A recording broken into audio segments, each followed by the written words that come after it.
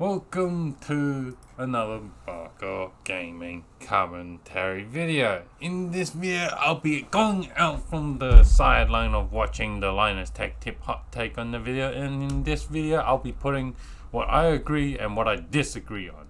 Now, let's first talk about the stuff I disagree with Linus. The MSRP, AIBs can change it as they feel like it. When Nvidia, what I do believe that the Nvidia MSRP should be, it is a base price that every AIB must stick to. What do I think the MSRP should all cater to? One, Nvidia, you want your profit share. Obviously, you want that. The retailer, you want a retailer cut. And then you want also the distributor cost. And then fourth, whatever taxes and all the, legislation, legality taxes that you have to go through. We should force every AIBs to have a card at the Nvidia MSRP. No ifs, no buts. For any AIB that can't make an MSRP graphics card as Nvidia MSRP card, well, guess what? You might as well not make graphic card, because obviously you're not making any money from the MSRP cards, which is what majority of people that are buying graphics card are gonna be sticking around the MSRP plus few $100 max. And another thing is, seriously, I don't agree with, for the people that are like, hey, I want a premium cooler for my graphics card. There's some stupid cards that's out there, like the 4 slot, the 3.5 slot for an RTX 60s and the 70 class cards. Really? These things don't belong onto the 60s and the 70 class cards.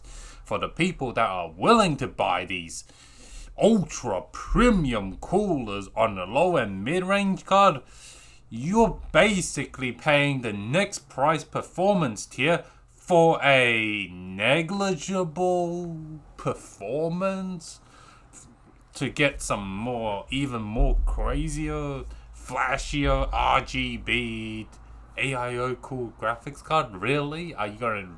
Is that really worth it to you? You might as well just move on to the next performance tier.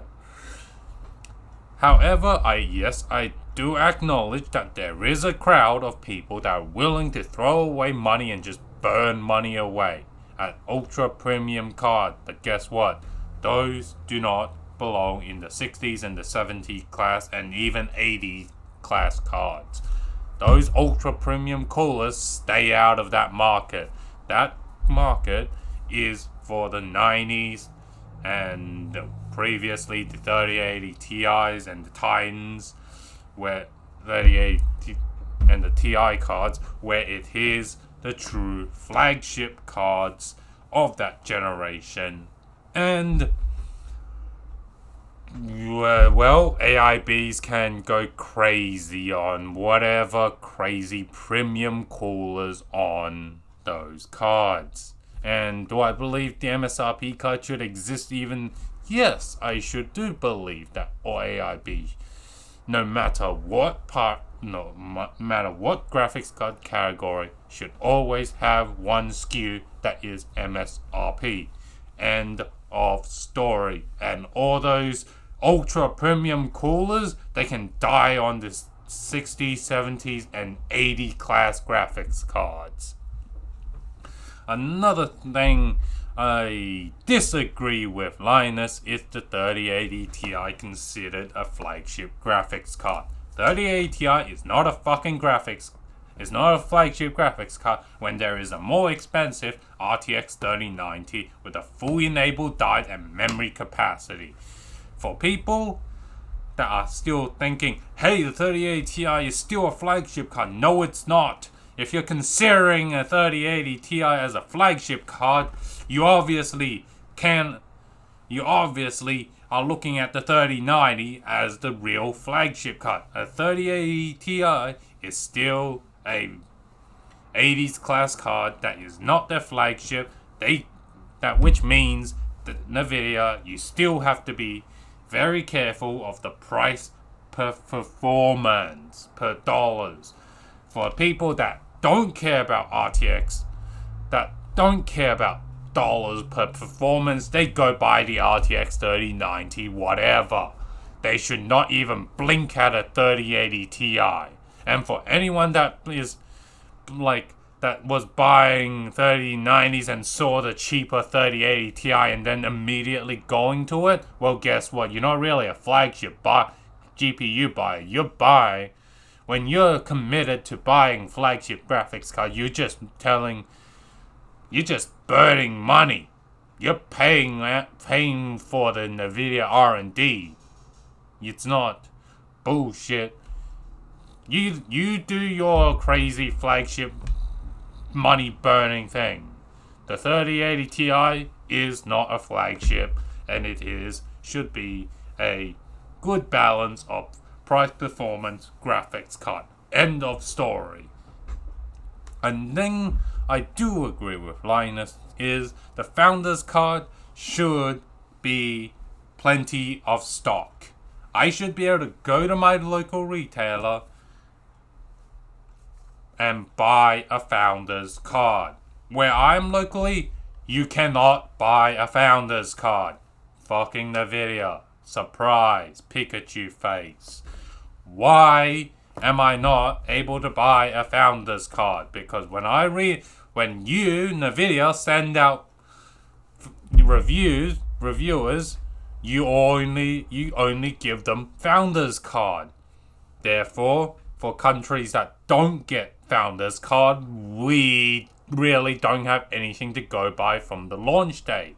So what do I think? NVIDIA, well, guess what? You should sell all your Founders card no matter what country, whatever. End of story. If NVIDIA doesn't want to sell their Founders Edition card, well, guess what? You might as well not set a bloody MSRP. In conclusion, I think Linus Tech Tip have kind of gone away from his old core audience, which is when they want Linus to in-depth review a graphics card, compare it, value per frames, and they want some thermo data, some noise comparison, and some performance comparison between the NVIDIA themselves and AMD themselves, which Linus recently they just stopped comparing it to their competitors.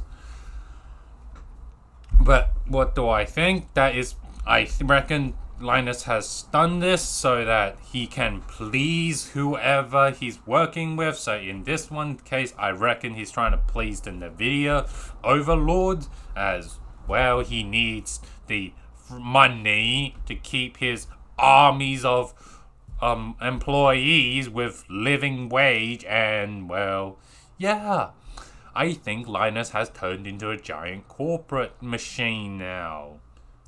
Don't expect, a independent media. I think we're not gonna get the small independent media stuff from Linus Tech Tip channel anymore. So anyway, I hope you enjoyed this video and subscribe for more discussion videos. Hopefully I don't have to make these type of videos very often, as I like to have this channel to be a comfy discussion channel. Alright, I'll see you in the next video.